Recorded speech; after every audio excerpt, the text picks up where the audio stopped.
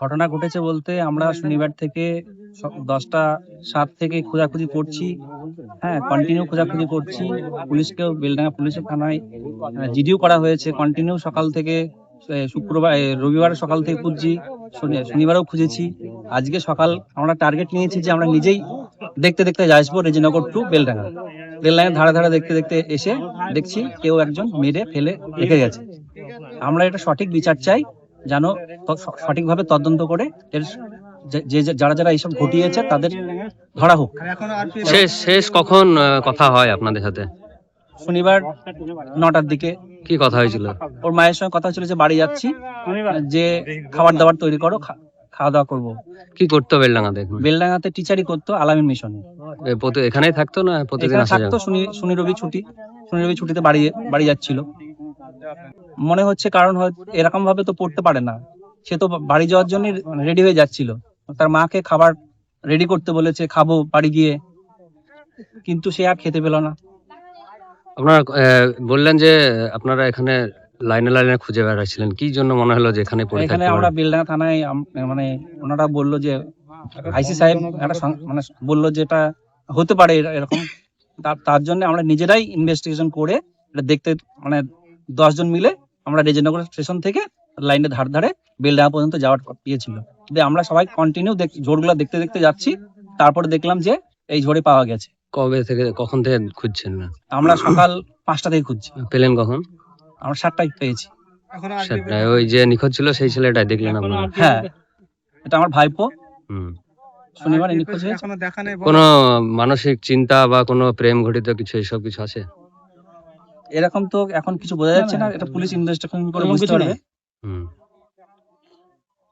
আর কি কোনো পড়াশোনা করতো? হ্যাঁ, এমএসসি করছে, ডিএড করছে এবং আলামিন মিশনে টিচারি করছে। আলামিন মিশন কবে থেকে টিচারিটা করছে? 3 মাস থেকে। আর বাড়িটা কোথায় ছেলেটা? দেওগ্রাম স্টেশনের পূর্ব দিকে। কি নাম ছেলেটা? নাজমে আলম। বয়স?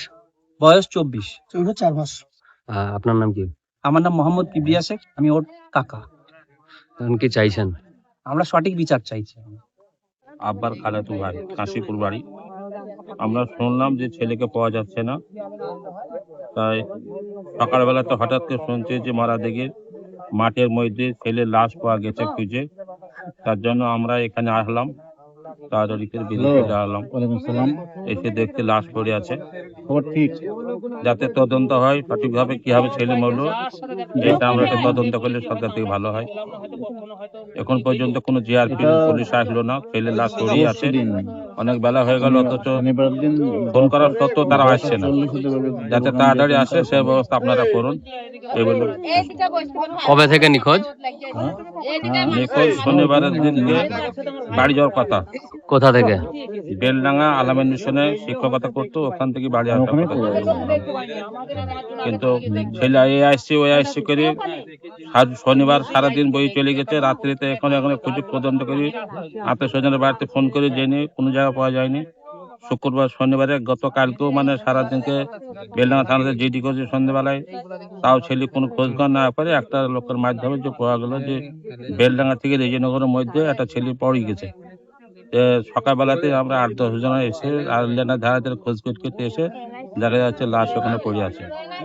এখন এই পর্যন্ত এই পরিস্থিতি। লাশ দেখেছেন কি? কোনো খামটাম কিছু আছে? লাশ সেরকম দেখা যায়নি, ঝড়ের ভিতরে পড়ে আছে।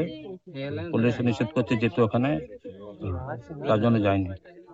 এমনি দেখা যাচ্ছে বাইরে থেকে। খামকে তখন লাশের গায়ে হাতও দেওয়া হয়নি, দেখিনি। কি করতে হয়েছে? নাম? আমার জার্জি হোসেন বিশ্বাস। কে হচ্ছেন আপনি? আমি ছেলে কাকাই হচ্ছে।